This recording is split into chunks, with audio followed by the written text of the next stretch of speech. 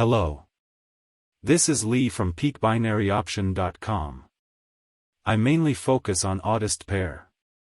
Our system identify a reversal pattern. So I placed call option accordingly. When you place the 5 minutes binary on NADEX, you need watch the market movement closely. Because the fast-changing market is easy to make your winning trades turn into losing ones. I would like to close the positions before expiry.